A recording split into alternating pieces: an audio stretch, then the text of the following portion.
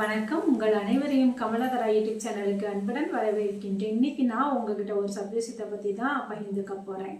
என்ன அப்படின்னா, ஒரு தம்பதியர், அந்த தம்பதியருக்கு குழந்தைகளே இல்லை, ரொம்ப தவம் பக்தி விரதத்துக்கு மேலான ஒரு பையன் பிறக்கிறான்.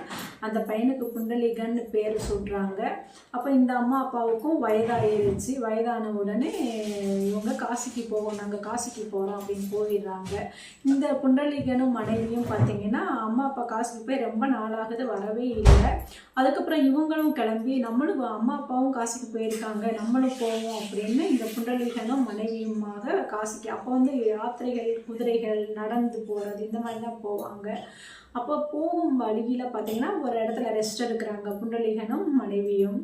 அப்போது ஒரு ஒரு முனிவர் வந்து ஒரு குருகு முனின்னு சொல்லுவாங்க. அந்த முனிவர் வந்து அம்மா அப்பாவுக்கு கைங்கரியம் பார்க்குறார். அம்மா தாயத்தி நடக்க முடியாது, சாப்பிட முடியாத ஒரு தாய் தந்தையரை வைத்து பார்க்குறார். அந்த குடிலுக்கு வந்து இவங்க வந்து நைட் நேரத்தில் தான் இந்த புண்டலீகன் அந்த குடில் பக்கத்தில் ரெஸ்ட் எடுக்கிறாங்க, புண்டலீகனும் அவனுடைய மனைவியும். அப்போ 3 கோரமான பெண்கள் 3 பேர் வர்றாங்க. வந்து அந்த ஆசிரமத்தை எல்லாம் சுத்தம் பண்ணுறாங்க, என்னென்னமோ செய்கிறாங்க. இவங்களோட எல்லாம் வேலை முடிச்சுட்டு ஆசிரமத்தை விட்டு வெளியே வரும்போது அழகாக தேஜஸாக வெளியே வர்றாங்க.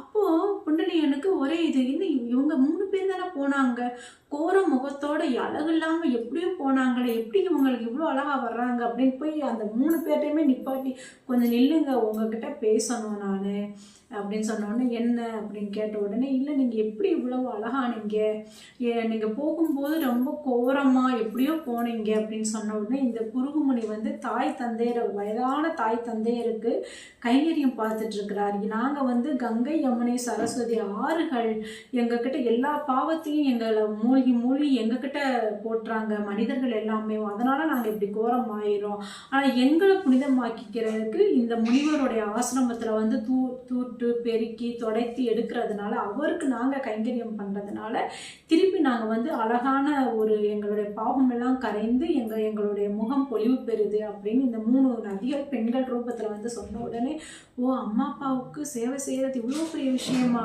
நமக்கு தெரியாமல் போச்சு, நம்ம அம்மா அப்பாவையும் தனியாக தவிக்க விட்டுட்டோமே, காசிக்கு போகிறேன்னு சொன்னாங்களே, எங்கே தேர்றது அப்படின்னு ஓடுறார். அப்புறம் அவங்க ஒரு இடத்துல இருக்காங்க, முடியாமல் தளர்ந்து வயதாகி தளர்ந்து இருக்காங்க. அப்புறமா அந்த இடத்துல குடில் வந்து இந்த புண்டலீகனும் குடில் அமைத்து அம்மா அப்பா வந்து கைங்கரியம் பண்ணுறா. அவ்வளோ கைங்கரியம், அந்த குடிலை விட்டு வெளியே போனதே இல்லை. அப்போது இந்த சமயத்தில் தான் பார்த்தீங்கன்னா நாரதர்கிட்ட வந்து கிருஷ்ணர் வருத்தப்படுறார். என்ன அப்படின்னா, நாரதா எனக்கு ஒரு வருத்தம் உண்டு அப்படின்னு. என்ன வருத்தம் சுவாமி உங்களுக்கு அப்படின்னு கேட்குறார். அப்போது 10 வயது வரைக்கும் கோகுலத்தில் இருந்தேன், அதாவது பிறந்த உடனே ஜெயிலில் பிறந்து பெற்ற தாயை விட்டுட்டு கோகுலத்துக்கு வந்தேன். அப்புறம் கோகுலத்தில் ஒரு 10 வருஷம் வளர்ந்தேன். அப்புறம் கோகுலத்தில் விட்டுட்டு யசோதா மாதா விட்டுட்டு வளர்த்த தாயை விட்டுட்டு அதுக்கப்புறம் 10 வருஷம் கழித்து நான் மதுரா வந்து துவாரகை வந்து இப்படி எனக்கு ஒரு தாய் அப்படின்னாலே ஒரு இதாக ஏக்கமாக இருக்குது. இந்த காலத்தில் அம்மா அப்பாவை வந்து பாதுகாத்து ரொம்ப பார்க்குறவங்களாம் இருக்காங்களா அப்படின்னு சொன்ன உடனே நாரதர் சொல்கிறார், வாங்க அப்படின்னு நான் உங்களுக்கு காமிக்கிறேன் அப்படின்ட்டு இந்த புண்டலீகனை காமிக்கிறார். இந்த இடத்துக்கு வர்றாங்க.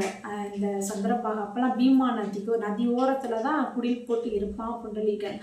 அப்போ வந்து பார்த்தோன்னே, புண்டலீகா நான் உன்னை தேடி வந்திருக்கிறேன், கிருஷ்ணர் போய் வெளியே நிற்கிறார். அவங்க அம்மா அப்பாவுக்கு புண்டலீகன் கைங்கரியம் பண்ணிட்டு இருந்த உடனே அவசர வேலையா இவருக்கு பகவான் வந்திருக்கிறார் எல்லாமே தெரியுது புண்டலீகனுக்கு. ஆனாலும் அந்த நேரத்தில் அவங்க அம்மா அப்பாவுக்கு இவனுடைய உதவி தேவைப்படுறதுனால படக்குன்னு வந்து தரிசனம் பண்ண வெளியே வந்து ஒரு செங்கலை எடுத்து போட்டுட்டு, இதிலே நில்லு, நான் வர வரைக்கும் எங்கள் அம்மா அப்பாவை கைங்கரியம் முடிச்சுட்டு நான் உடனே வர்றேன் அப்படின்ன உடனே அவங்க அம்மா அப்பாவுக்கான வேலைகளை முடிச்சுட்டு வர்ற வரைக்கும் கிருஷ்ணர் காத்துக்கிட்டு இருக்கிறாருன்னா, எதுக்காக கிருஷ்ணர் காத்துக்கிட்டு இருந்தார், விட்டலனா பாண்டுரங்கனா அந்த செங்கல்ல நின்றுக்கிட்டு ஏன் இருந்தார் அப்படின்னா, ஏன்னா அம்மா அப்பாவை கைங்கரியம் பண்ணி பார்த்துக்கிறார். முடியாத வயதான அந்த 2 பேரையும் தன் கண் போல பார்த்துக்கிறான் புண்டலீகன். அந்த புண்டலீகனுடைய சேவையை மெச்சி இந்த விட்டலன் இங்க வந்து நிற்கிறான் அப்படின்னோடனே ஓடி வந்து அதுக்கப்புறம் தான் தரிசனம் கொடுக்குறா. என்ன வர வேணும் புண்டலீகா, நீ கேளு அப்படின்னு பாண்டுரங்கன் கேட்கிறார். அப்போ வந்து எனக்கு காட்சி கொடுத்த மாதிரியே வரக்கூடிய கலியுகத்துல எல்லா மக்களுக்கும் நீங்க காட்சி கொடுக்கணும், இங்க நின்றுக்கிட்டே இருக்கணும் அப்படின்னு புண்டலீகன் குண்டலிகன் வந்து சொல்றான். அதே மாதிரி இன்னைக்கும் பாண்டுரங்கனாக விட்டலனாக நமக்கு காட்சி கொடுத்துட்டு இருக்கிறார் அப்படிங்கிற விஷயத்த உங்ககிட்ட பகிர்ந்துக்கும் போது அது எனக்கு ரொம்ப சந்தோஷமாக இருக்கிறது. இந்த கமலதரா யூடியூப் சேனல்ல லைக் பண்ணுங்க, ஷேர் பண்ணுங்க, சப்ஸ்கிரைப் பண்ணுங்க. மீண்டும் ஒரு பதிவில் உங்களை சந்திக்கிறேன். நன்றி.